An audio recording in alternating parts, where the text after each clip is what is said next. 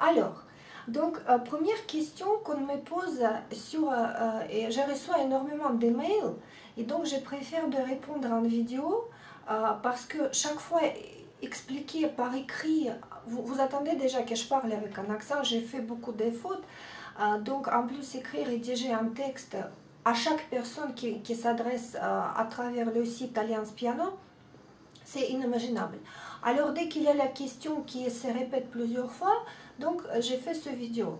Alors ce qu'on me demande très souvent, comment est-ce qu'il faut travailler à la maison? Donc ça c'est la question essentielle. Parce que vous pouvez vous trouver le meilleur professeur au monde. Vous pouvez payer cher. Vous pouvez faire des stages intensifs, aller le voir tous les jours. De toute manière, le piano, c'est votre corps adapté à cet instrument. C'est vos doigts, c'est votre cerveau qui pilote vos doigts. Donc, si vous n'intervenez pas, si vous n'avez pas une position très active, si vous ne prenez pas l'initiative dans votre travail, vous n'avancerez jamais. Ça sera une déception.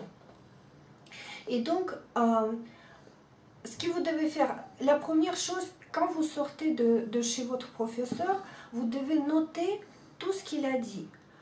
Sur un bout de papier. Il faut avoir... moi, j'avais toujours une cahier quand j'étais élève.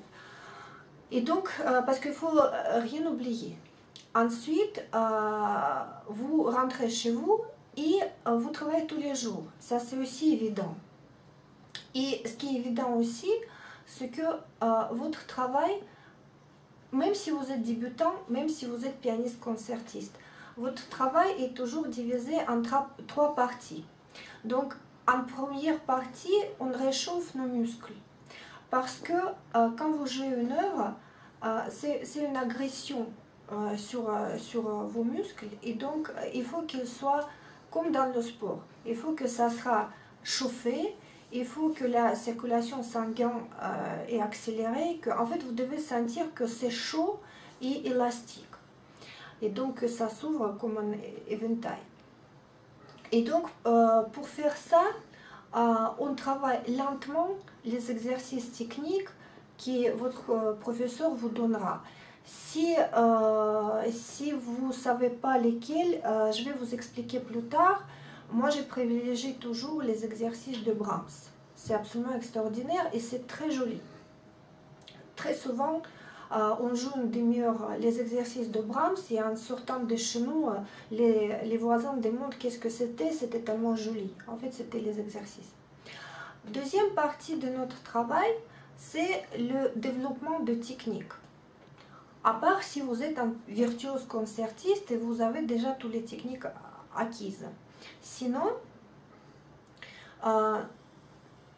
nous avons certaines techniques que vous allez trouver partout. Vous ne pouvez pas échapper à ça. J'avais une fois une situation quand une jeune fille âgée de 17 ans, qui s'est considérée pianiste, est venue demander des cours. Et quand j'ai commencé à lui expliquer comment il faut jouer un passage ou comment il faut jouer les octaves, elle m'a dit très méchamment qu'elle n'a pas besoin de ça parce qu'elle est une pianiste lyrique. Donc un pianiste lyrique, je suppose que c'est quelqu'un qui joue les nocturnes de Chopin, par exemple. Mais si vous allez prendre une œuvre de Chopin, vous allez avoir toujours un passage très difficile. Donc, de toute manière, si vous ne savez pas jouer la technique, vous serez très très limité dans vos choix des œuvres. Donc, vous pourrez jouer presque rien du tout, à part peut-être certains morceaux de Field, qui étaient écrits par des dames gentilles de bonne société, c'est tout. Et donc, les techniques, ils se répètent. C'est-à-dire que, par exemple, dans plusieurs œuvres, vous pouvez trouver les passages par des doubles tierces, ou les arpèges, ou les octaves. Et donc, une fois, si vous apprenez à faire ça une fois pour toujours, après, chaque fois quand vous allez tomber sur trois mesures des octaves chez Beethoven, ou chez Mozart, ou chez Chopin, ou chez Rachmaninoff, vous saurez exactement qu'est-ce qu'il faut faire. Donc ça ne posera plus de problème. Et je me rappelle que j'ai lu dans les journaux intimes, ou peut-être c'était les lettres de Heinrich Neuhaus, le professeur de Richter, c'est le plus grand professeur qui a énormément attribué à la formation de ce qu'on appelle l'école russe de piano. Donc il était d'origine allemande. Il avait toutes les qualités des Allemands, c'est-à-dire que la discipline, la rigueur, etc. Et son père était allemand.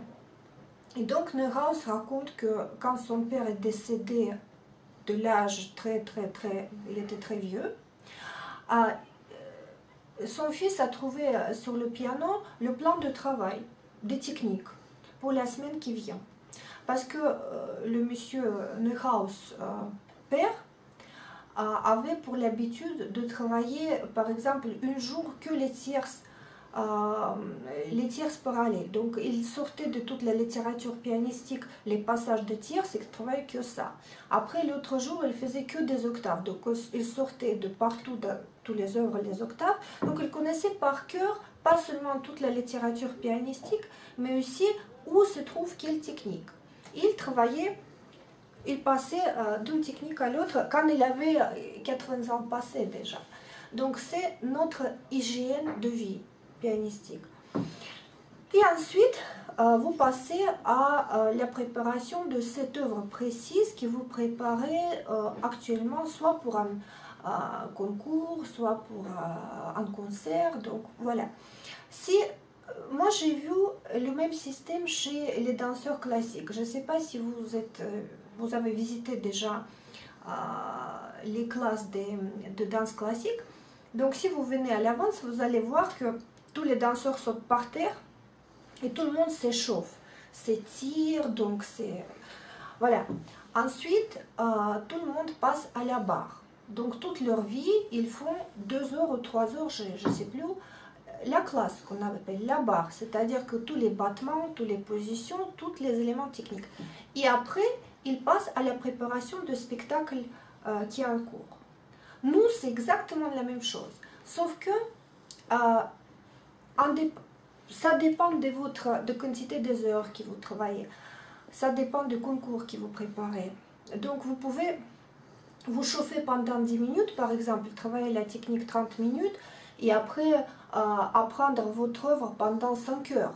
Ou vous pouvez vous chauffer une demi-heure, travailler la technique 3 heures et après faire l'interprétation 30 minutes. Ça dépend des objectifs actuels. Mais en tout cas, nous avons toujours ces 3 étapes indispensables tous les jours. Voilà, et donc vous pouvez voir de là que si vous ne faites pas 1 heure par jour, il n'y a même pas de question d'avancer nulle part. Voilà. C'est bon.